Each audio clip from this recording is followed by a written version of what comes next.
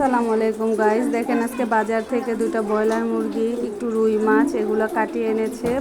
মুরগিটাকে আমার কাটতে হবে, বাজার করেছে। মাসের প্রথম মানে একটু বাজার সদাই করতে হয়, তা নাহলে সারা মাস আমাদের মধ্যবিত্তদের চলা অসম্ভব। তাই আমরা প্রথমেই বাজার সদাই করে ফেলতে হয়। দেখেন, আর এনেছে গরুর বট। আপনাদের ভাইয়া গরুর বটটা অনেক পছন্দ করে, গরুর বটটা এনে রেখেছে।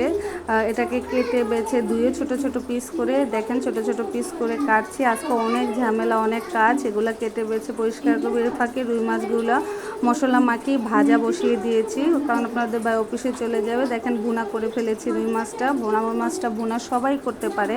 দেখেন আমি শুকনো শুকনো করে ভুনা করে ফেলেছি, একটু শাক ভাজি করেছি। এটা হলো হেঁচি শাক, আমরা এটা সুন্দর করে করে ফেলেছি। এটা হলো পাঙ্গাস মাছের মাথা। এই মাথাটা দিয়ে আজকে প্রথম আমি রান্না করছি, একটু করে দেখছি কেমন লাগে। দেখেন কষানো বসিয়ে দিয়েছি। কি দিয়ে রান্না করব বলেন তো?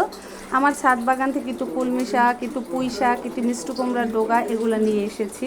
শাকের সাথে কয়েকটা ঢেঁড়সও হয়েছে, এগুলো আনছি, ঢেঁড়সগুলো রেখে দিয়েছি।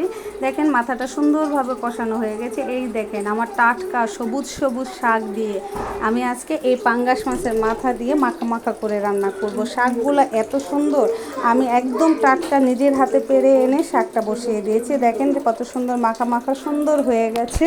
এটাকে এখন হালকা অল্প একটু পানি দিব, একটু গরম পানি দিয়ে দিব যাতে মাখা মাখা। দেখেন কত সুন্দর শাকটা গলে মিশে গেছে, এত সুন্দর লাগছে। মানে দেখেন আজকে রান্নার আয়োজন। শাকটা আমি রান্না করেছি পাঙ্গাস মাছের মাথা দিয়ে, রুই মাছ ভুনা করেছি, শাক ভাজি করেছি। এই ছিল আজকে আমার সামান্য দুপুরের আয়োজন। আল্লাহ।